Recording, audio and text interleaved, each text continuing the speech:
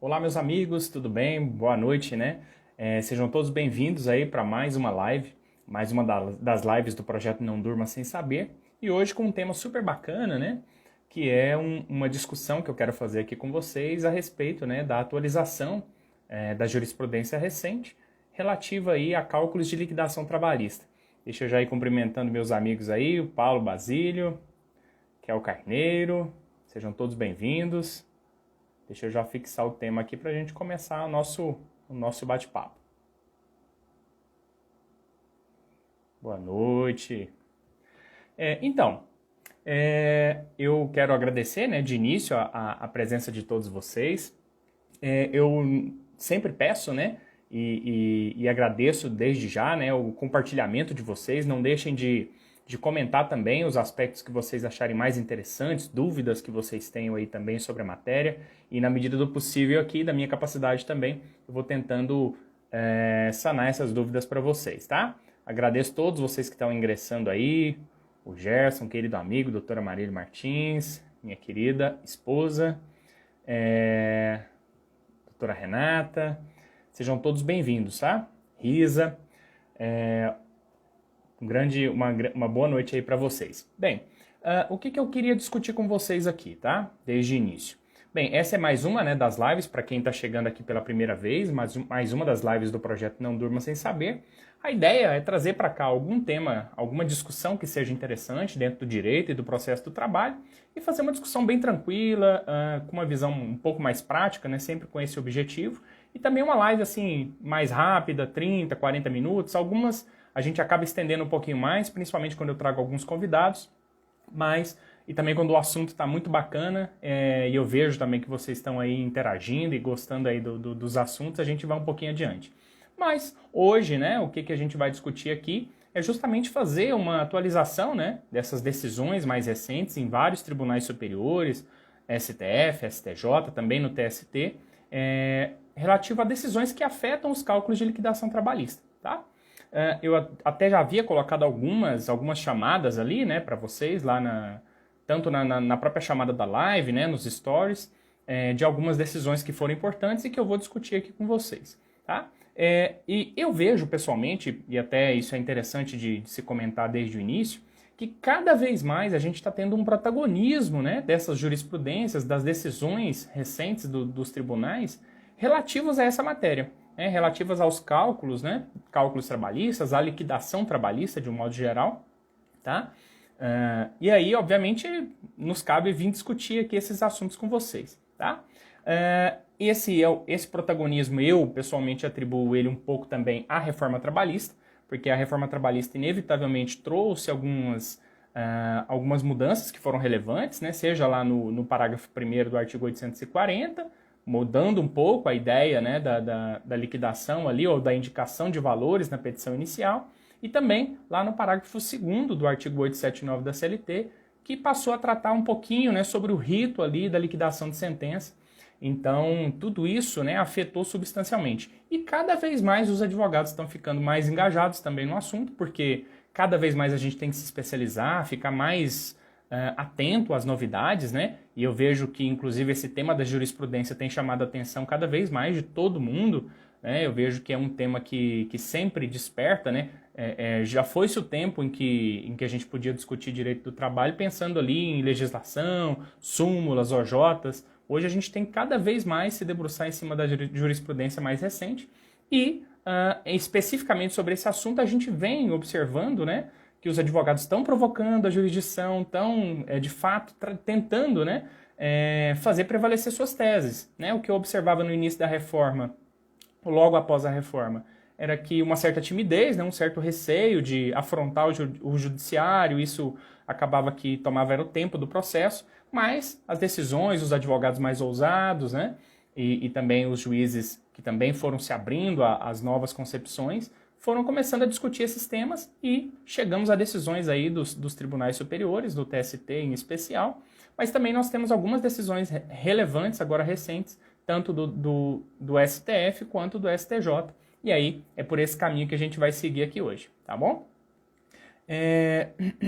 Aliás, eu até acho interessante vocês registrem aí para mim, coloquem nos comentários se vocês acham que esse tema é um tema bacana aí para a gente tornar essa live uma live periódica, né? Ou seja, a cada determinado período, a gente tendo novas decisões relevantes, novas decisões interessantes, a gente pode fazer novas lives e ir atualizando vocês, ou seja, sempre vocês vão ficar atualizados, acompanhando as lives que eu estou fazendo aqui para vocês, especialmente nessa matéria relativa a cálculos de liquidação trabalhista, tá bom? Bem, eu estou aberto para perguntas, farei o possível, né, para responder algumas aqui.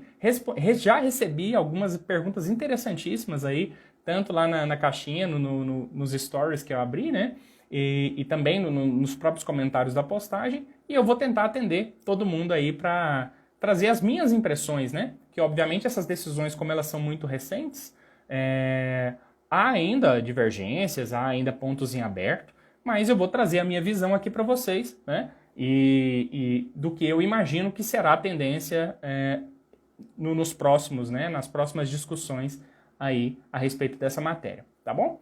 Bom, obviamente a primeira discussão e a mais importante das decisões recentes que nós tivemos nessa matéria, né, de cálculos de liquidação, sem dúvida é a DC 58, né?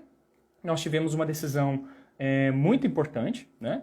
Que até o Paulo Basílio já puxou o gancho aí da coisa, né? Como é que fica essa discussão da atualização monetária.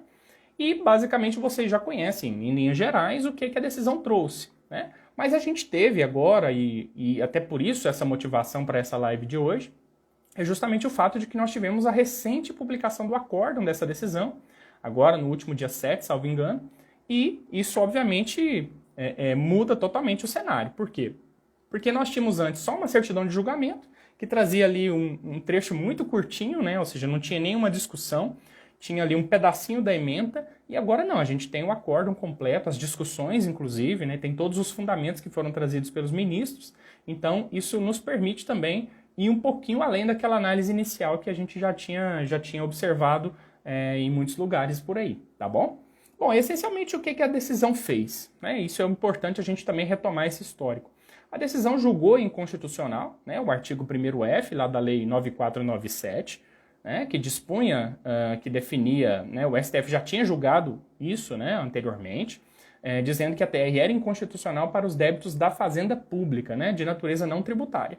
E aí o TST pegou a carona nessa discussão e em sede de arguição de inconstitucionalidade o TST também afirmou o seguinte, olha, tudo bem, então se a ATR não reflete, né, não reflete um índice de atualização monetária, aqui dentro da Justiça do Trabalho, os débitos trabalhistas, a razão de decidir é a mesma, né? Se a ATR ela não espelha um índice de atualização monetária, também não atualizará aqui. Aí, a discussão que fica é a seguinte, tá, mas tudo bem, isso concordamos. Inclusive, temos até aquela discussão a respeito da atualização do FGTS, que até hoje o Supremo não chegou a uma decisão. Está até marcado, acho que agora para o mês de maio, mas nós ainda não temos uma discussão. O que acontece? Então, e até é importante, o Paulo Basílio até colocou uma discussão aqui, né? Se com embargo de declaração pode haver alguma modificação. Eu entendo que sim, né? Porque tem alguns pontos em aberto, não sei se serão acatados os embargos, né? Porque a gente sabe que quando a decisão chega lá no Supremo, eles também não vão querer necessariamente ficar discutindo todos os aspectos e detalhes. Isso vai ficar para casuística e vai chegar lá novamente. Mas talvez algumas discussões possam chegar já agora via embargo de declaração. Tá?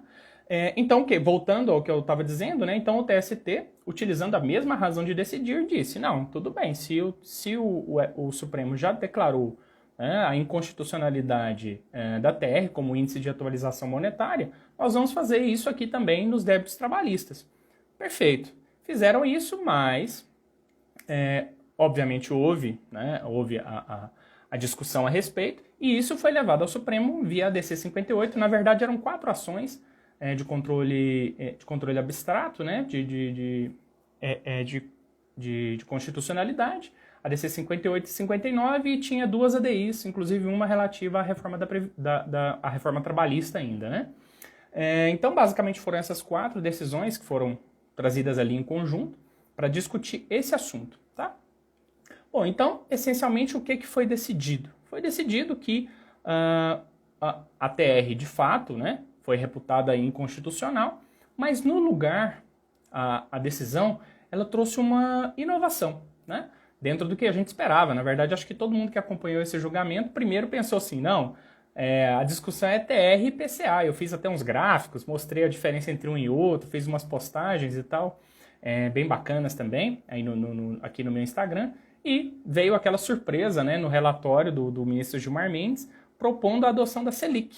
Mas não a Selic somente como índice de atualização monetária, a Selic como sendo, trazendo tanto a correção monetária quanto os juros de mora. E aí, houve até uma crítica, eu vi em vários canais aí, várias discussões com professores, né, que trouxeram, né, uma discussão que eu achei muito importante, eles dizendo o seguinte, olha, o entendimento deles é de que a decisão do Supremo, né, que fixou isso, a utilização da Selic, com base lá no artigo 406 do Código Civil, que ela, na verdade, teria extrapolado o objeto da ADC. Porque na visão deles, a ADC não discutia os juros de mora. Tá? Até depois eu gosto muito desse assunto, fui lá, olhei dentro do Supremo, peguei a própria petição inicial e, na verdade, na minha humilde visão, né, eu acho que era possível sim essa discussão na forma como foi feita. Não estou dizendo que eu concorde com a decisão. Tá? Eu, pessoalmente, acho a utilização, a adoção desse índice totalmente prejudicial, especialmente para os trabalhadores, né? Eu obviamente não quero me posicionar ou a favor de um ou de outro, mas para o equilíbrio das relações trabalhistas eu acho que não foi positiva a adoção desse índice especial. Tá? Mas o que aconteceu na verdade lá? Quando a gente observa, desde a petição inicial, a discussão, na verdade, foi considerar todo o conjunto normativo, e aí pegando tanto o artigo 879, parágrafo 7º da CLT, quanto o 39 caput, parágrafo 1º lá da 8.177, foi considerar tudo isso como um grande bloco normativo. E aí sim faz sentido a gente pensar numa decisão que contemplou tanto correção monetária quanto juros de mora, que é o que a gente teve ao final, né? O que eu falo que eu discordo da decisão nesse ponto, né, especificamente, é porque, para mim, né, juros e correção monetária são institutos jurídicos totalmente distintos. Né? A correção monetária está associada à atualização no tempo, né, à recomposição do valor original da dívida, então é uma mera atualização, né, como o próprio nome já diz, e os juros de mora já é uma reparação, é uma espécie de uma recomposição de um dano ou de um prejuízo que foi causado para a parte, né, envolvida, o trabalhador, via de regra. Então, esse é um ponto que eu acho bastante importante. E eles são bastante distintos. Inclusive, a gente tem uma decisão recente do STF também, que até já fica aí como dica para vocês também, que é o tema 808, né, que foi discutido, na verdade, o caso, o leading case lá, né, era o recurso extraordinário 855.091, que discutia sobre a incidência de imposto de renda sobre juros de mora. E o que acontece? Nessa decisão, o próprio Supremo ele faz claramente a distinção entre os dois institutos, entre juros de mora e correção monetária. Por quê? Porque ele usa justamente essa distinção para poder dizer o seguinte, olha, o imposto de renda, ele incide sim sobre a atualização monetária. Por que incide sobre a atualização monetária? Porque, ao fim e ao cabo, a atualização monetária nada mais é que uma parte do principal. Né? Se eu estou atualizando, por exemplo, horas extras, vamos supor aqui uma verba trabalhista, a correção monetária das horas trabalhistas nada mais é que horas extras também. Né? Eu só estou atualizando o valor no tempo. Então, se incide imposto de renda sobre a verba principal, também incidirá sobre a correção dela. Né? Pelo contrário, juros de mora, aí já há uma distinção. O que a gente tem? A gente tem, tudo bem, pode até ter o imposto de renda incidindo sobre uma verba, mas os juros de mora sobre aquela verba, aí nós já temos uma ideia de reparação. E aí, obviamente, uma ideia de mera reparação, nós não podemos considerar que uma reparação é um rendimento do trabalhador. Né? Uma mera reparação não pode ser considerada como um rendimento daquele trabalhador. E, consequentemente, se isso é um rendimento não é rendimento do trabalhador, não pode incidir imposto de renda aí. Perfeito? E aí, então, qual foi a decisão ao final? Ela decidiu basicamente delimitar o marco temporal ali para definir qual é o índice aplicável como sendo a citação. Até um pouco inapropriado ali dentro do processo do trabalho, mas vamos seguir em frente. O que se decidiu? Que na fase extrajudicial, ou seja, até a citação, nós vamos adotar o IPCAE, seguindo mais ou menos o que o Supremo já vinha decidindo, inclusive em relação aos débitos da Fazenda Pública, né? Ali tem uma novidade bastante interessante, que é o primeiro comentário que eu quero fazer, muito importante, sobre o acórdão, tá? Que nós não tínhamos lá na certidão de julgamento, que foi o seguinte, foi trazida a seguinte discussão, né? Foi dito o seguinte, que além do IPCAE lá nessa fase extrajudicial, nós também vamos aplicar juros legais. Opa, isso é novidade, né? Porque nós, dentro da área trabalhista, nós estamos acostumados com o nosso paradigma atual. Ou seja, lá do 883, né, o artigo 883 da CLT, que vai nos dizer que os juros vão incidir a partir do ajuizamento da ação. Aqui nós estamos falando de juros ainda na fase extrajudicial, ou seja, antes da citação do trabalhador e, eventualmente, até antes do ajuizamento. E aí, eu até vi algumas discussões, quem até me fez esse questionamento, e eu faço questão de mencionar aqui, foi a doutora Aurani, que é uma excelente profissional na área de cálculos, professora de cálculos também, sempre me traz discussões bastante interessantes. E aí a discussão que eu queria fazer com vocês a esse respeito dessa novidade, porque a dúvida é a seguinte, tá, e aí, vamos aplicar esses juros ou não, né? Lá na fase extrajudicial ainda, né? Então nós vamos aplicar IPCAE mais juros legais. Que juros são esses? Então a gente tem que, em primeiro lugar, recorrer lá no artigo 39 caput, né, da Lei 8.177 de 91 e olhar o que nós temos lá. Se a gente observar lá, na verdade é a antiga redação, que acabou de ser considerada como inconstitucional. Mas inconstitucional para fins de correção monetária, não para fins de juros. Então, o que a decisão trouxe? E ela trouxe isso explicitamente. Historicamente, nós tínhamos uma visão de que a redação lá do caput do artigo 39 dessa lei, da 8.177, na verdade, que ela trazia, na verdade, era um índice de correção monetária. Mas se você ler o dispositivo, você vai ver que, na verdade, isso dentro dessa lei, ele está dentro da área de juros em verbas trabalhistas. E ele faz menção a juros, tá? Juros legais. Ele não faz menção nem no caput, nem no parágrafo 1º à correção monetária. O que havia, na verdade, era uma interpretação analógica, feita, isso a gente já está acostumado há tanto tempo a fazer que a gente nem lia esse dispositivo, né? A gente estava acostumado a entender o seguinte, não, o caput traz a correção monetária, o parágrafo 1º traz os juros de mora de 1%, que é aquele que a gente está acostumado. Mas, na verdade, como eu falei para vocês, o caput também fala em juros, tá? E aí, se a gente vai lá na decisão, né? A gente vai lá na decisão mesmo, no voto, e isso é importante, no voto, o ministro Gilmar Mendes, ele tratou explicitamente desse assunto, né? E, inclusive, ele faz questão de dizer que há a aplicação de juros mesmo nessa fase. Vou até ler o trecho aqui da decisão dele. Ele disse o seguinte: note-se que a discussão em torno do referido dispositivo dizia respeito à sua aplicação analógica como disciplinadora da correção monetária, trazendo essa discussão que eu acabei de fazer com vocês. A míngua de dispositivo legal específico antes do artigo 879, parágrafo 7 da CLT, que foi aquele trazido pela reforma trabalhista reafirmando a aplicação da TR. Por outro lado, diante da clareza vocabular do artigo 39 caput, não há como afastar a sua aplicação. E aí, a dúvida que fica é, e aí, vamos aplicar isso ou não? Olha, temos duas perguntas para responder, né? Na verdade, primeiro, eu concordo com essa interpretação? Eu não concordo com a interpretação, mas também não concordo com a utilização da Selic.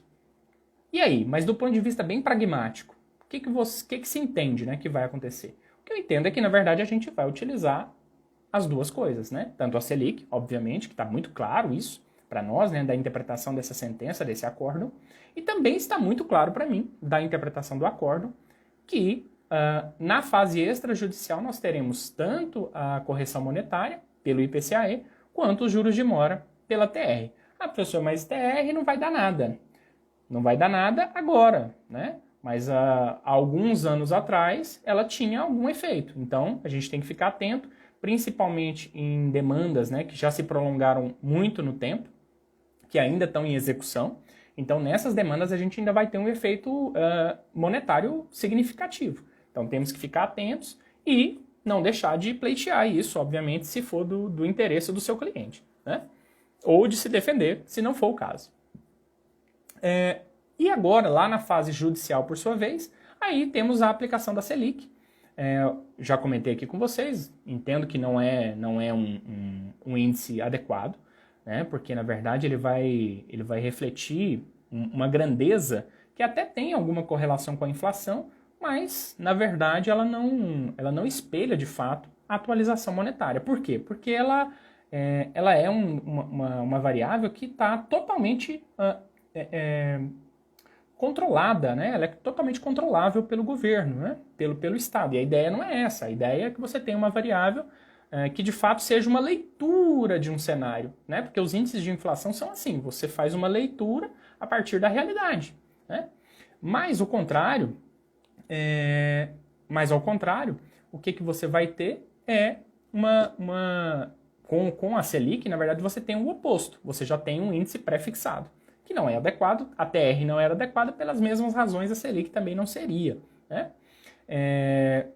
Agora um ponto importante, né, já também em relação ao acórdão, né, que é uma novidade que a certidão de julgamento não tinha trazido, que era algo que a gente já imaginava, mas que agora está explícito. Foi dito o seguinte, tá? O acórdão ele diz expressamente que a incidência de Selic não pode ser acumulada com outro índice de atualização monetária, pois configuraria bis in idem. Perfeito, eu pessoalmente já entendia isso desde o início, mas eu recebi algumas decisões de alguns colegas, do Dr. William Amorim, inclusive, me encaminhou umas, um calculista, com quem eu tenho uma boa relação, e ele me encaminhou uma decisão, e eu vi em dois outros locais, em São Paulo especificamente, magistrados deferindo Selic mais 1%, né? Então, a própria decisão agora deixa isso mais claro, e isso eu acho importante, porque a própria decisão já está prevenindo eventuais problemas futuros, né? Até agradecer a presença do Dr. Marcelo Damasceno, fez uma pergunta bastante interessante, doutor, daqui a pouquinho eu vou contemplar ela aqui também, tá? Com relação à modulação, tem alguns assuntos bastante interessantes, algumas discussões relativas já a esse novo acórdão. Em primeiro lugar, o acórdão já... acho que travou aqui um pouquinho.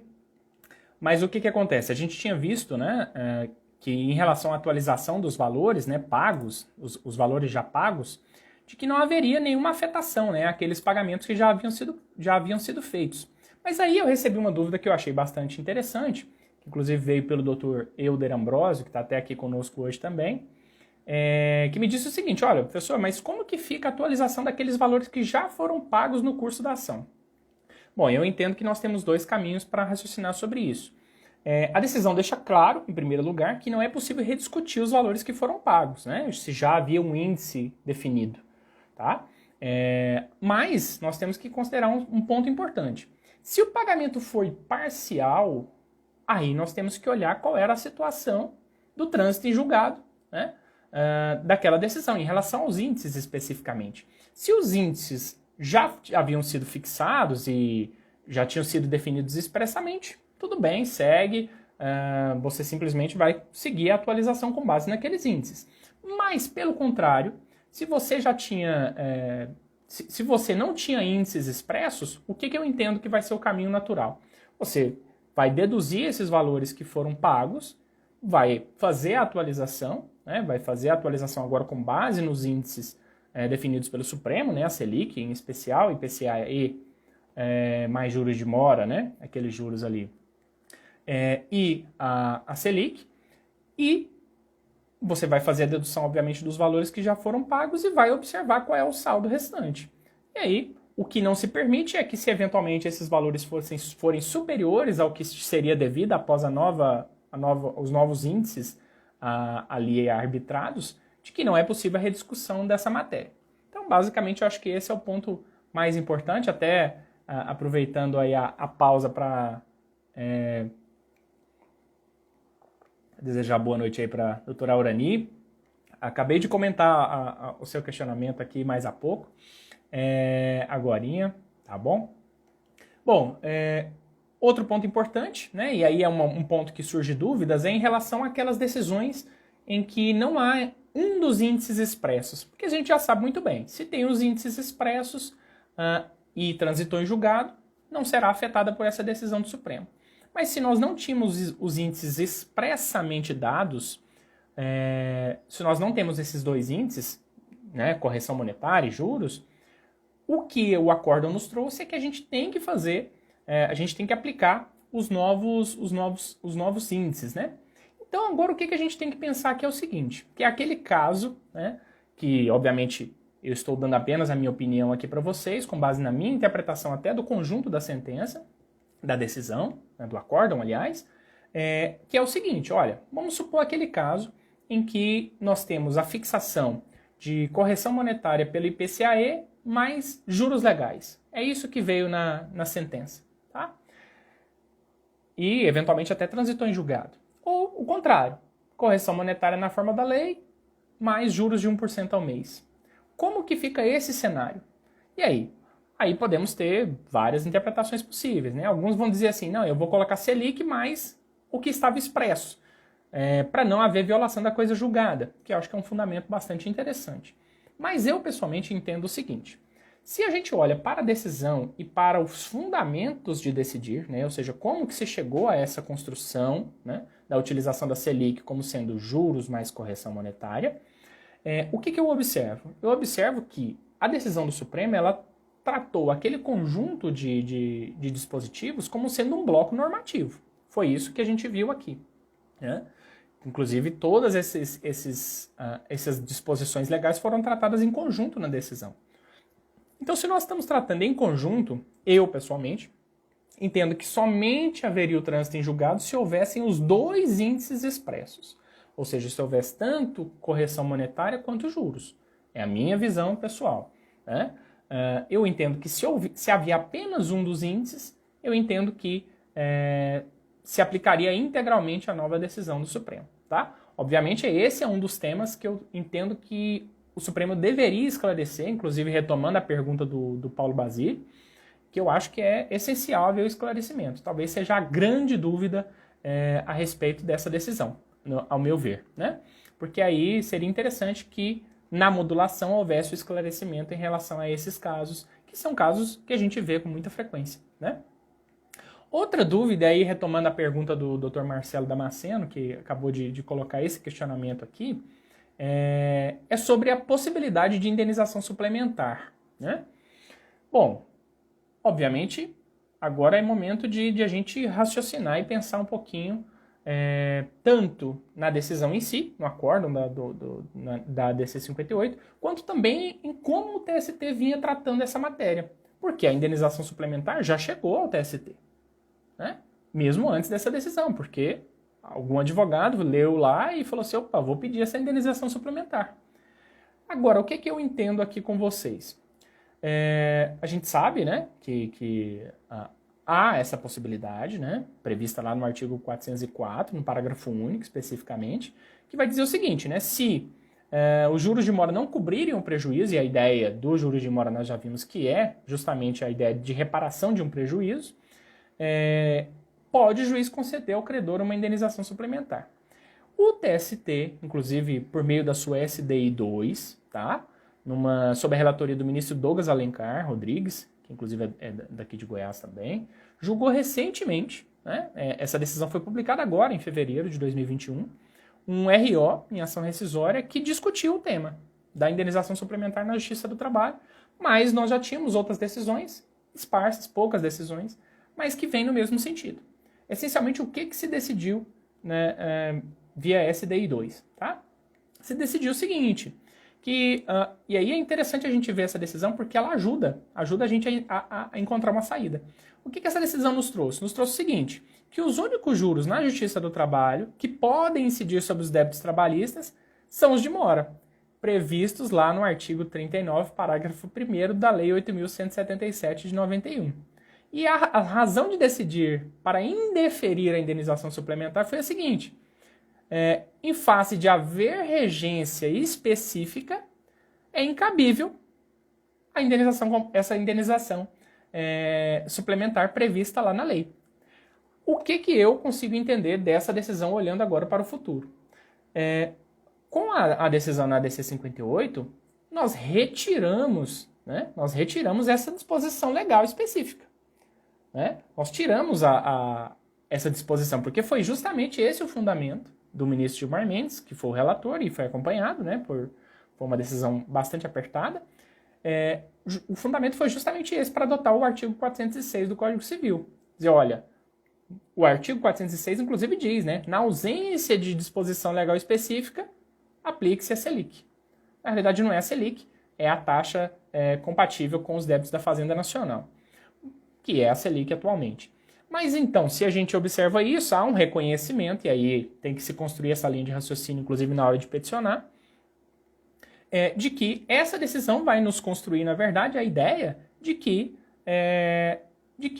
essa decisão do Supremo, na verdade, acabou por retirar do ordenamento essa disposição legal específica, abrindo sim margem para uma indenização suplementar. Tá? Eu entendo dessa forma e peticionaria dessa forma também. Nos próximos processos que me aparecer essa oportunidade, certamente vou incluir isso. Tá? Até aproveitando aqui para dar boa noite aqui para alguns amigos, Dr. Vinícius Noé, grande amigo, fizemos uma live recentemente, William Amorim, até falei de você aqui há pouco, meu amigo, doutora Valtielli, sempre frequente aqui, agradeço também sempre pela presença. Bom, mais um dos pontos, dos aspectos interessantes, inclusive uma dúvida que me foi trazida pela doutora Flávia Arruda, foi a respeito da aplicação nas indenizações, nas ações indenizatórias. Por que surgiu essa dúvida nela? E eu não sei se vocês já tinham tido essa mesma dúvida, mas eu acho que ela é uma dúvida cabal para a gente entender essa história aqui. O que acontece? Inclusive, durante o julgamento, 2 ministros chamaram a atenção do Gilmar Mendes, à época, né, do relator, justamente sobre esse assunto. O que foi dito lá? A Rosa Weber, né, que é a que domina, de fato, a área trabalhista ali, né, a gente vê claramente, e também pelo Lewandowski. O que os dois alertaram? Alertaram o seguinte, olha, peraí, vocês estão discutindo várias disposições aqui, mas essa ação não trata do artigo 883 da CLT, que vai trazer para nós justamente a disposição que vai dizer que os juros de mora são aplicáveis a partir do ajuizamento, né? E aí ela disse, obviamente, que essa decisão acabaria por excluir o juros de mora. O Gilmar Mendes, por sua vez, né, ele não se ateve exatamente a esse assunto, não foi um assunto que foi deliberado, mas ele colocou que, para ele, na verdade, que nessa construção dele, de que ele contempla tanto juros de mora quanto correção monetária, não haveria o afastamento do artigo 883. Né? O que se vê, na verdade, é uma certa confusão, né, que aí é feito lá na decisão, que é essa mudança do marco temporal em relação à fase judicial e extrajudicial. Né? Ao invés de colocar o ajuizamento da ação, colocou-se a citação. Eu entendo que o artigo 883 deve ser lido a partir de agora, simplesmente mudando essa faixa, né? Esse termo inicial, deslocando lá para a citação. Tá? E antes disso, o IPCAE, com os juros legais que eu havia comentado agora há pouco. Tá? Um ponto que aí surge uma dúvida que é realmente importante, vai ser no caso, por exemplo, em que os marcos temporais da correção monetária e dos juros de mora são diferentes. E aí, a gente tem que se lembrar, obviamente, da súmula 439 do TST, que vai nos dizer o seguinte, né, que a correção monetária numa indenização por dano moral, ela se inicia, né, o termo inicial dela é a decisão que arbitrou ou que alterou o valor, e os juros de mora incidem desde o ajuizamento da ação. Aí a gente entra em parafuso, né? Tá, e agora, como que eu chego a uma construção razoável, né, pensando nisso, né, esse jogo aí? Porque eu tenho um índice, né, um índice de correção a partir da decisão que arbitra o valor, e tem o juros de mora a partir do ajuizamento. Peraí, mas agora eu não tenho isso mais separado, eu tenho a Selic, né? Eu tenho a Selic para atribuir a ela esses dois efeitos. Qual vai ser o marco temporal? Bom, eu entendo o seguinte. Em primeiro lugar, a gente tem que pensar nas razões que deram origem a essa súmula, a súmula 439 do TST, para a gente tentar chegar numa ideia legal. O que eu penso aí, tá? A súmula 439, qual é o raciocínio dela? É o seguinte, olha, não faz sentido eu incidir a correção monetária desde a ofensa, por exemplo, né? Porque quando o magistrado vai proferir a sua decisão, esse magistrado, na verdade, ele já tem condições de aferir qual é o valor atualizado do débito. Se ele fala assim, olha, hoje, né, vamos supor que é uma ação proposta há 3 anos atrás, ele fala assim, hoje eu fixo a indenização em R$ 10.000, na verdade esse magistrado já está atualizando para valor presente esse valor, né, da indenização. Então, quando ele faz isso, e ele atualiza, já traz esse valor para valor presente, não faz sentido eu atualizar desde a lesão. Então, esse valor já está corrigido, por isso que a súmula trazia dessa forma. Os juros, porém, vêm desde o ajuizamento da ação. Eu entendo que o caminho mais razoável é o quê? É que a gente passe a aplicar a Selic a partir da decisão que arbitre o valor, tá? Porque é a mesma ideia. Ou seja, o magistrado vai ter que aferir, quando ele for proferir a sua decisão, tanto a correção monetária quanto uma eventual reparação de um prejuízo. Vai ter que olhar ali no tempo, fazer algum raciocínio mental. Geralmente não há nenhuma sistematização, uma continha para fazer isso.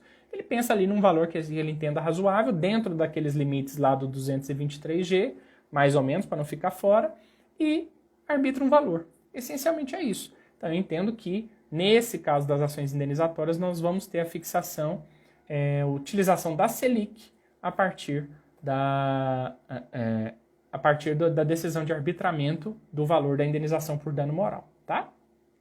Bom, outras decisões que eu quero comentar aqui com vocês, agora eu vou ser um pouco mais breve, porque elas são mais objetivas, né? São mais tranquilas da gente analisar. De fato, a ADC 58 aqui trazia um grande volume de informações para a gente discutir aqui. Nós tivemos uma edição, né, a aprovação de uma súmula recente pelo STJ, a súmula 646, muito importante, acho que ela dá uma modificada relativamente significativa no cenário trabalhista, tá? Essencialmente, o que essa súmula diz? Ela diz o seguinte, expressamente, vou até ler aqui para vocês. É irrelevante a natureza da verba trabalhista para fins de incidência da contribuição ao FGTS, visto que apenas as verbas elencadas em lei, e aí ele traz artigo 28, parágrafo 9º da Lei 8.212, de 91, em rol taxativo, estão excluídas da sua base de cálculo. Opa! Então, o que está querendo dizer isso?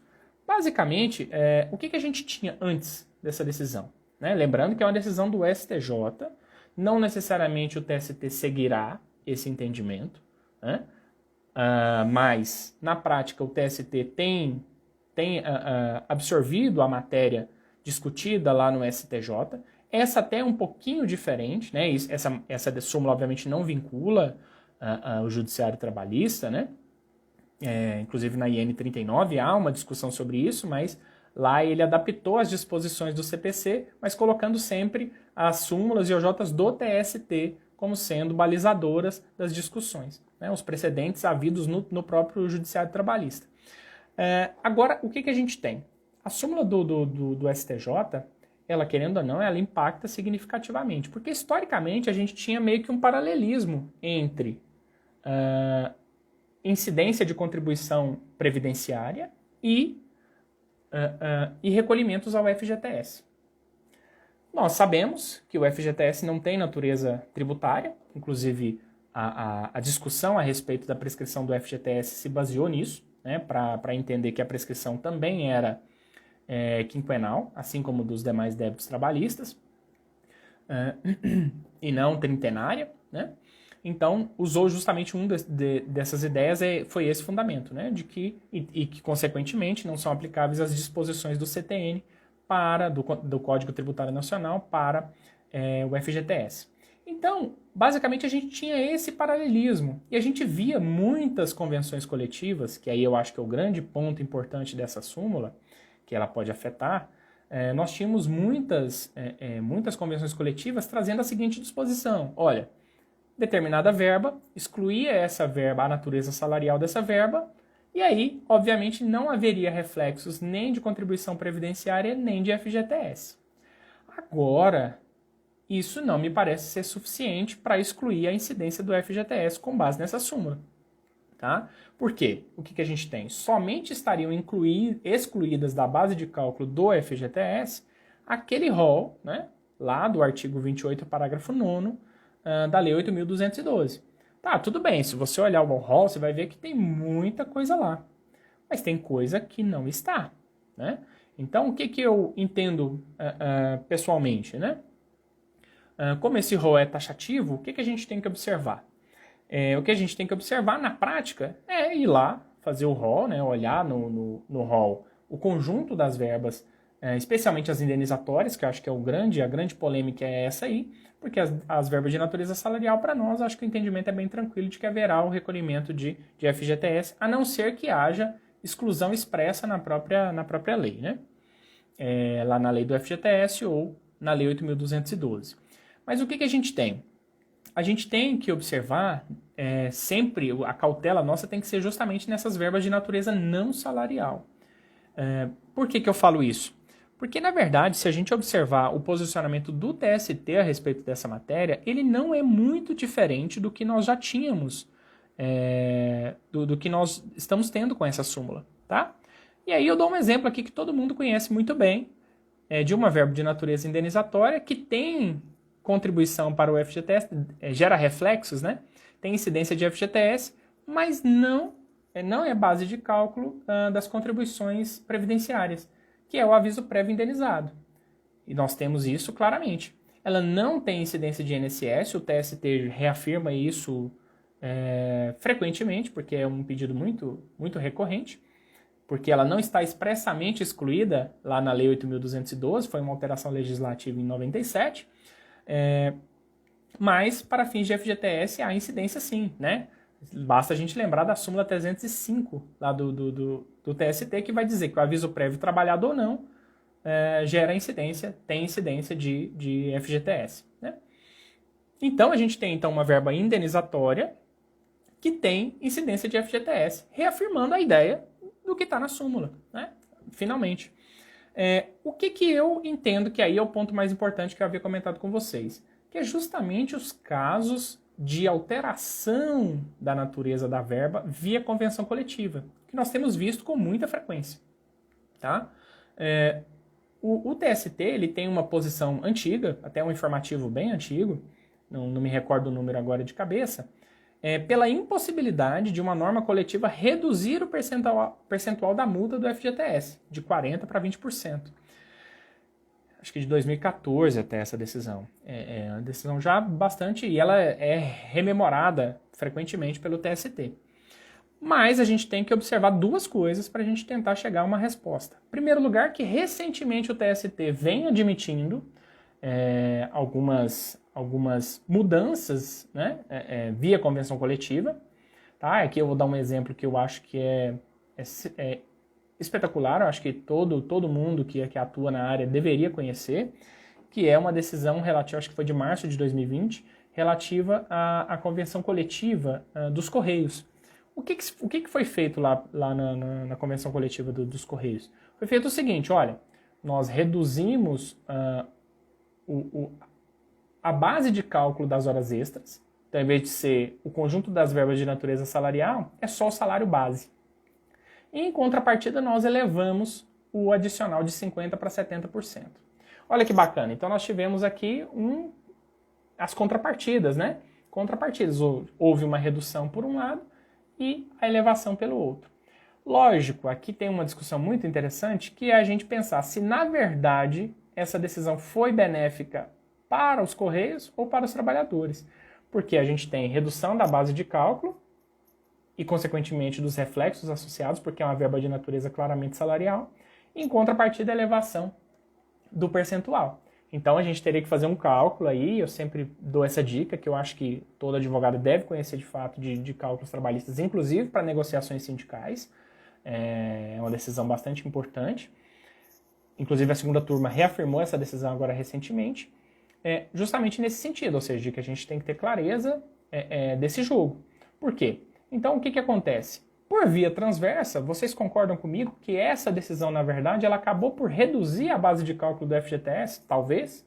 Porque se há uma redução do valor das horas extras ao mês, no final do mês, na verdade, como é uma verba de natureza salarial, por via indireta você está reduzindo também o valor do FGTS. E aí é uma coisa muito curiosa, porque se a gente olha lá para o artigo 611b, né, da CLT, que trouxe aquelas situações em que não é permitida a alteração via convenção coletiva, a alteração é ilícita, né, pela redação expressa do artigo 611b da CLT, a gente vai ter justamente qual situação? A gente vai ter a situação do valor, né, de que não poderia ser alterado o valor dos depósitos do FGTS, nem a alíquota da indenização do FGTS. Olha que curioso. Ou seja, se a gente fosse pensar friamente olhando para a literalidade do artigo 611b, essa alteração não seria possível. Mas o TST referendou essa alteração e é uma alteração posterior à reforma trabalhista. Então, o que eu penso a respeito desse assunto? Eu entendo pessoalmente que essa súmula 646, ela não impedirá, no âmbito trabalhista, essas negociações, tá? Não impedirá essas negociações que venham a reduzir, pelo menos de forma indireta, os valores do FGTS, tá? Uma modificação expressa, eu acredito que não seria aceita, seria invalidada, mas essas alterações, assim como foram feitas em relação às horas extras, como eu acabei de citar esse exemplo dos Correios, eu entendo que elas são possíveis, e aí sim é um bom espaço de manobra para se negociar, para se fazer uma boa negociação coletiva, né? Deixa eu aproveitar aqui para agradecer a presença aqui do meu querido amigo Rafael Mendes, grande gestor aí de pessoas, excelente profissional, que é o coordenador lá na FAC Unicampus também, uma das instituições em que eu ministro aulas. Obrigado aí, Gerson, também. Exatamente, né? A gente tem alguns patamares mínimos. Essas alterações, elas podem ser feitas, mas tudo tem um limite. É aquilo que a gente vai sempre chegando, né? Naquele ponto, fala assim, olha, tudo bem, você pode, por exemplo, o próprio artigo 611b permite que a gente negocie o percentual do adicional noturno. Tá, mas posso negociar até que limite? Porque, teoricamente, se eu posso negociar, eu posso zerar, né? Eu posso zerar, eu posso colocar 5%, que era o que nós tínhamos na MP 905. E aí? Qual é, de fato, o limite para isso? Então, mas, obviamente, isso está lá na casuística, né? A gente vai ter algumas decisões, ao longo do tempo isso vai amadurecendo, tá? Mas eu entendo que é possível, sim, mas dessa forma um pouco indireta.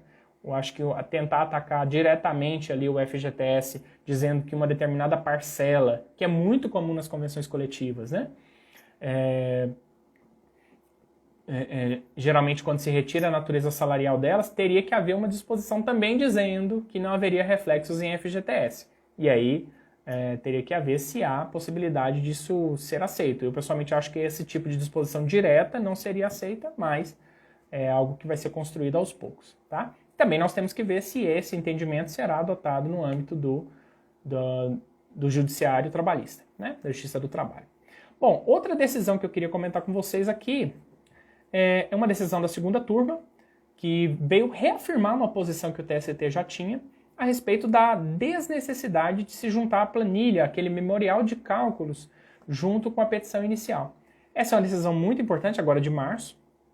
Ela reafirma essa posição majoritária. A gente tinha algumas decisões já nesse sentido, né? Mas basicamente foram dois os grandes fundamentos para essa decisão. Em primeiro lugar, o primeiro fundamento foi a ausência de previsão legal, que eu acho que é, obviamente, o argumento mais forte, porque quando a gente teve a alteração do artigo 840, né, lá o parágrafo 1º, a gente teve claramente, né, uma expressa disposição dizendo que havia, na verdade, nesse aspecto, apenas a necessidade de indicação do valor. E essa expressão ela é muito autoexplicativa, né? Ela é simplesmente a indicação do valor. Obviamente eu entendo, né, e gostaria muito que as petições, que todo o processo já tivesse cálculos mais precisos. Isso seria muito interessante até para a formação do contraditório e da ampla defesa, mas eu vejo que a decisão, né, a decisão legislativa de alterar lá esse artigo 840, ela simplesmente exigiu a indicação de valores, né? Então, exigindo a indicação de valores, não faz sentido a gente imaginar que dentro desse texto está implícita a juntada de uma planilha com memorial, indicação de bases de cálculo, algo totalmente cheio de detalhes ali. Então, justamente nesse sentido, a segunda turma do TST decidiu recentemente pela desnecessidade dessa juntada dessas planilhas, né? Outro fundamento que foi utilizado foi justamente essa ideia, né, que a gente já tem muito claramente na cabeça, trazida lá pela IN 41 de 2018, acho que é o artigo 12, salvo engano, parágrafo 2º, que estabeleceu que os valores a serem indicados são por estimativa. E se esses valores são estimados, também aí perde-se mais ainda a razão de se apresentar valores com detalhamentos, né? Esses valores devem ser meras referências para que se encontre, na verdade, para que se possa ali fazer uma primeira análise ali dessa petição.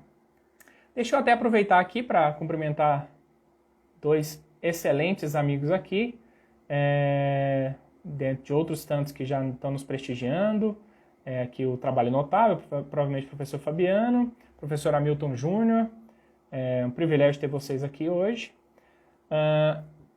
E mais uma vez agradecendo até o comentário do meu amigo aí, William Amorim também. Bom, e a última das decisões que eu trouxe para a gente dialogar aqui sobre elas hoje, basicamente foi sobre uma decisão muito recente agora, da sexta turma, que discutiu a respeito da possibilidade de se indicar valor, né, dos pedidos por estimativa. E aí tem muita conexão com isso que a gente acabou de discutir. Ou seja, se a IN, né, a IN 41, tem uma disposição expressa dizendo que a indicação, né, que aquela indicação de valores pode ser feita por um valor estimado, tá? Consequentemente, pessoal, o que a gente acaba chegando à conclusão é de que esses valores, né, se eles podem ser meramente estimados, a gente não pode entender, a contrário senso, de que esses valores poderiam limitar o valor da condenação, né? O que acontece aí que é importante? E a gente tem que entender um pouquinho o histórico também dessas decisões. O que nós tínhamos como padrão do TST? O padrão do TST era limitar a condenação, né, indicando que haveria um julgamento, né, além dos pedidos, quando os valores, né, indicados lá na petição inicial limitassem o valor, ou seja, fossem inferiores àqueles que eventualmente fossem apurados em sede de liquidação. Então, se você indicava um determinado valor, isso especialmente antes da reforma trabalhista e lá no rito sumaríssimo, o que a gente tinha era uma posição uníssona dentro do TST de que haveria limitação com fundamento lá nos artigos 141 e 492 do CPC.